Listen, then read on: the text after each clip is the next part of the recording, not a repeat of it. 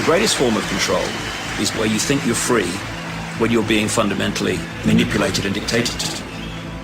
One form of dictatorship is being in a prison cell and you can see the bars and touch it. The other one is sitting in a prison cell but you can't see the bar, you think you're free. Chemtrails. On the internet, they are cited as proof of the government creating clouds to combat global warming. They claim the American government, with the secret approval of the national government, is covertly using jet aircraft to spray population centres with aluminium, with barium and with strontium so as to reduce people's immunity and reduce the global population. I'm always a little bit suspicious because the government doesn't seem that capable to do something on such a large scale. You know? That is not rain, that is not snow. Believe it or not, military aircraft flying through the region is dropping chaff. Small bits of aluminum, sometimes it's made of plastic or even talicized paper products, but it's used as an anti-radar issue, and obviously they're up there practicing. Now, they won't confirm that, but I was in the Marine Corps for many years, and I'll tell you right now, that's what it is. And what happens here, military jets, some come out of Key West Air Force Base, and they move off into the atmosphere, and they drop mylar strips. Some could be a little wider, some are small glass fibers that are coated in aluminum. And what the Air Force does is they take their military jets and they dump these out of the aircraft, they fall into the atmosphere, and some take as much to a day to fall down.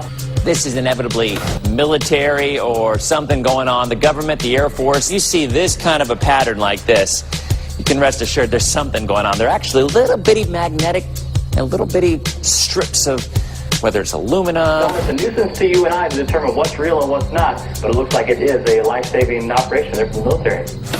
The apparent motive behind this conspiracy theory is one world government.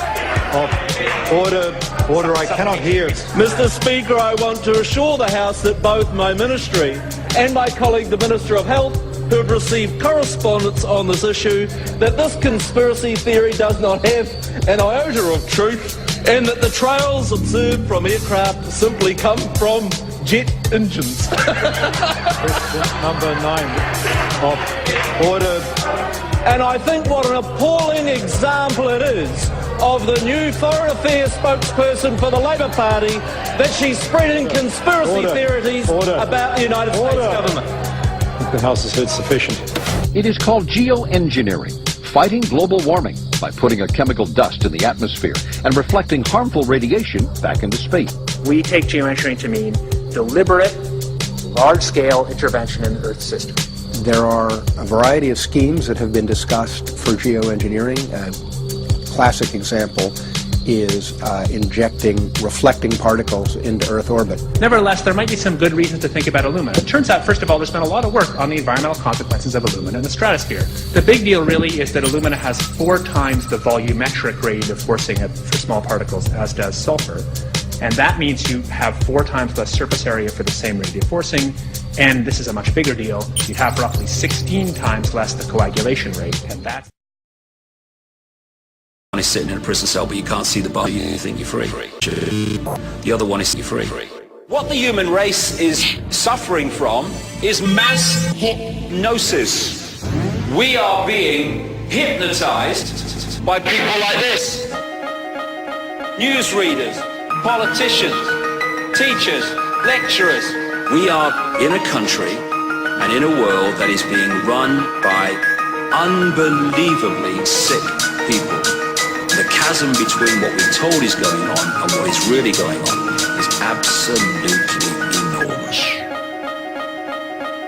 It's like we all know what's going down, but no one's saying shit what happened to the home of the brave. These motherfuckers, they controlling us now, and no one's talking about how they made us not to be slaves. And everybody's just walking around, heading the clouds who wanna wake up to a dead in the grave. By then it's too late, we need to be ready to raise up. Welcome to the end of days. Everybody is slaves, only some are aware that the government releasing poison in the air. That's not what no one's talking about, how they made us not to be slaves. Around, heading the clouds who wanna wake up to a dead in the grave. By then it's too late, we need to be ready to raise up. Welcome to the end of days. Everybody is slaves, only some are aware that the government releasing poison in the air. That's the reason I collect so many guns in my lab. I ain't never caught slipping, never underprepared. Yeah, they shade sign on me, they just spray it proudly. George Bush, the grandson of Alistair Crowley. They want you to believe the lie that the enemy Saudi. The enemy ain't Saudi, the enemy around me. It's fluoride in the water, but nobody know that. It's also a prominent ingredient in Prozac. Available to the aquatic life. It's designed for that purpose. The well that feeds this pond has been tested and retested. ND, no detectable aluminum, 0. The only other place this pond can receive water is rainfall. We are located on a filtered, forested hilltop, miles and miles and miles away from any industry, highway, and so forth. After several heavy spray days, there was a film that we received formed on the surface of the water, and we tested that crust, and it was aluminum and barium. That after a year and a half's accumulation had 375,000 parts per billion of aluminum in it. It's literally toxic. We can say conclusively that what we see in the sky matches expressly what's outlined in numerous patents, and the materials on the ground match those patents. This material was not there 5 years ago. It is a recent phenomenon in the quantities it's in. It has escalated in some cases 50,000% in 5 years in the case of aluminum. From our original baseline reading of 7 parts per billion, which was already high, it has escalated up to 50,000% in 5 years. And we've seen profound changes in that time. Dr. Leonard Time, PhD in chemistry, I cross-checked with him, and he says the oxides of aluminum, barium, and strontium will drive your pH into the close to from an acid soil like this up into the neutral. There's no question about it. And that's exactly what you see happening. Wow. I have a doctorate in inorganic chemistry from Oregon State University, in which